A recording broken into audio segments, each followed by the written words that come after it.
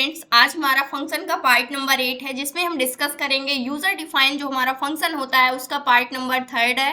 Function with return type and no parameter, यानी हमें एक ऐसा फंक्शन बनाना है जिसमें हमें क्या करना है, रिटर्न टाइप देना है लेकिन कोई भी पैरामीटर पास नहीं करना है। तो इसके लिए हम देखते हैं इसको हम किस प्रकार से क्रिएट करते हैं इस प्रकार के फंक्शन को। सबसे पहले हमें क्या करना है, हेडर फाइल को हमने डिक्लेयर कर लिया है। अब यहाँ से हम क्या करते हैं, सबसे पहले हम फंक्शन नेम बनाते हैं, यानी कि फंक्शन को बनाएंगे। फंक्शन के लिए हमें क्या देना है, रिटर्न टाइप देना है। तो यहाँ से रिटर्न टाइप हमने इंटीजर दे दिया।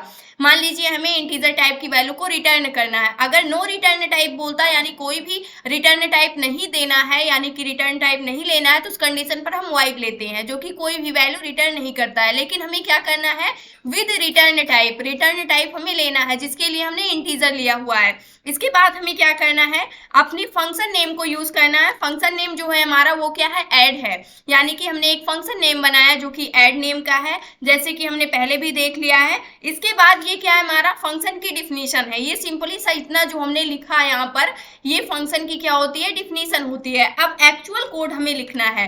एक्चुअल कोड हम इस बॉडी के अंदर लिखते हैं जो फंक्शन की होती है। इसके अंदर हमें करना क्या है, हमें 2 नंबर्स का एडिशन करना है। मान लीजिए यहाँ पर इस बार हम सब्ट्रैक्शन ले लेते हैं। अगर सब्ट्रैक्शन लेते हैं या फिर एडिशन ही रहने देते हैं।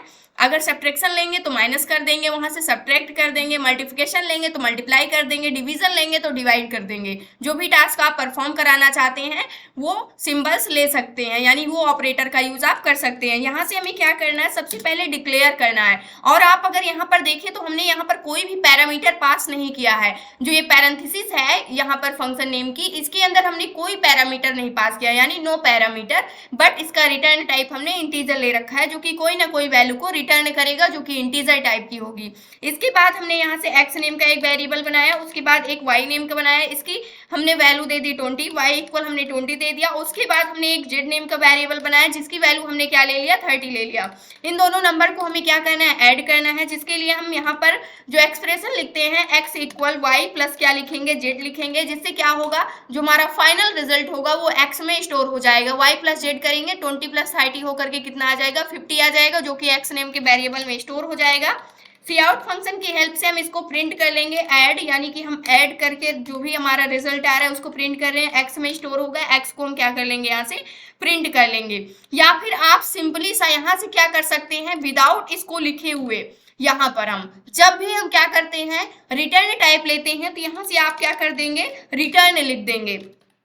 क्या लिख देंगे, रिटर्न क्या कर देंगे, हम यहाँ से x वैल्यू को रिटर्न कर देंगे, यानी जो भी x का डेटा होगा, x में जो भी वैल्यू स्टोर होगी वो हम रिटर्न कर देंगे। रिटर्न करने के बाद इसको हम अपने मेन फंक्शन से कॉल लगाते हैं, मेन फंक्शन। इसके बाद हम यहाँ पर क्या करते हैं, यहाँ पर सबसे पहले हम क्या करेंगे, फंक्शन कॉल करेंगे। फंक्शन को अपने कॉल करेंगे। कॉल करने के लिए मान लीजिए यहाँ से हमें फंक्शन लेना होता है ऐड, उसके बाद हमने यहाँ से फंक्शन को ले लिया। लेकिन ये फंक्शन कॉल तो होगा, बट यहाँ पर हम वैल्यू को रिटर्न कर रहे हैं, तो इस वैल्यू को हमें लेना होगा, तो एज अ इंटीजर हम ले रहे हैं। और इसको हम फंक्शन को कॉल करेंगे तो जो भी वैल्यू आएगी उसको हम किस वेरिएबल में स्टोर कर लेते हैं, रिजल्ट नेम को, जिसको हमने RS से यहाँ से डिनोट कर दिया है। और इस RS नेम के वेरिएबल में, यानी ये रिजल्ट नेम के वेरिएबल में हम क्या करेंगे, ऐड फंक्शन से जो भी वैल्यू हमें रिटर्न में मिलेगी, क्योंकि जो इंटीजर है ये कुछ ना कुछ वैल्यू रिटर्न करेगा, वैल्यू रिटर्न में मिलेगी फंक्शन कॉलिंग के टाइम, तो इस वैल्यू को हम यहाँ पर RS नेम के वेरिएबल में क्या कर लेंगे, स्टोर कर लेंगे। ये क्या है हमारा, ये सिंपली सा है फंक्शन कॉलिंग।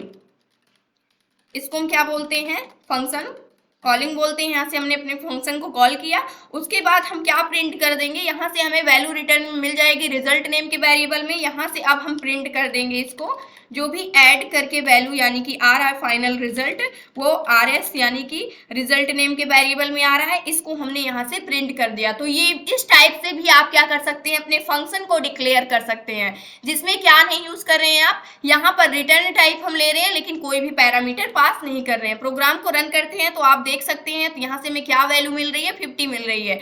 अगर इसकी वैल्यू को आप चेंज करते हैं, यहाँ से मान लीजिए हमने इसको कर दिया 100, तो यहाँ पर हमें क्या मिलना चाहिए, 130 वैल्यू क्या मिलनी चाहिए, प्रिंट में मिलनी चाहिए, जो कि यहाँ पर हमें क्या मिल रहा है, ये रिजल्ट प्रिंट में मिल रहा है। अब इसको हम और डिटेल में समझते हैं कि किस प्रकार से ये जो फंक्शन है हमारा ये काम कर रहा है।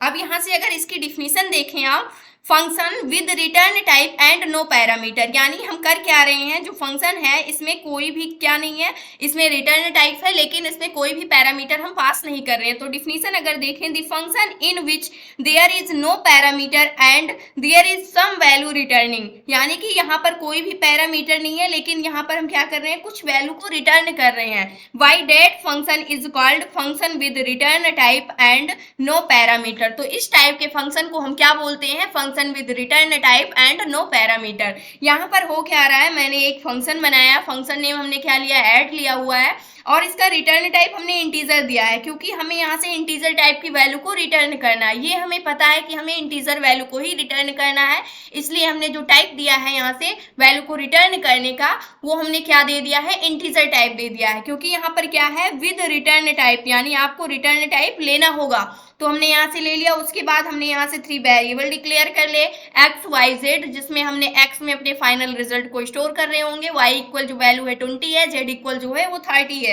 इन दोनों को ऐड करके यहाँ से हमने क्या किया, वैल्यू को ऐड कर लिया, यानी कि एक्स इक्वल हमने क्या किया, y प्लस जेड किया, यानी कि y की वैल्यू 20 प्लस 30 किया हमने, तो क्या आ गई हमारी 50 आ गई।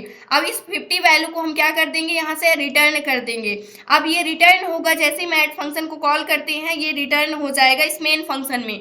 रिटर्न जैसे ही होगा वैसे ही इसके अंदर जो वैल्यू हमारी रिटर्न होकर आई है वो क्या आई है, 50 आई है, यानी इस एक्चुअल कोड से हमारे इसको हमने किस में स्टोर कर लिया, यहाँ से RS यानी एक रिजल्ट नेम के वेरिएबल में हमने स्टोर कर लिया इस जो वैल्यू हमें रिटर्न में मिली है फंक्शन से।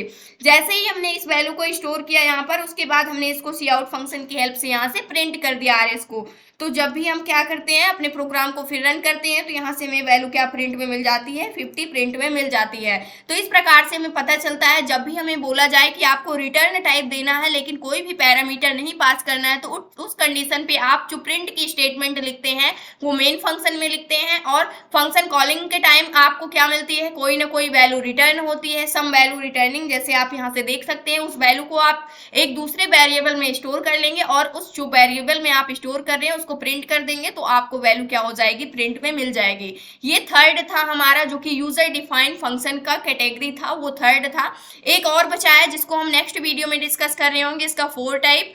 आई होप दोस्तों अगर आज की इन्फॉर्मेशन आपको अच्छी लगी हो तो प्लीज वीडियो को लाइक करना, चैनल को सब्सक्राइब करना और दोस्तों के पास शेयर करना।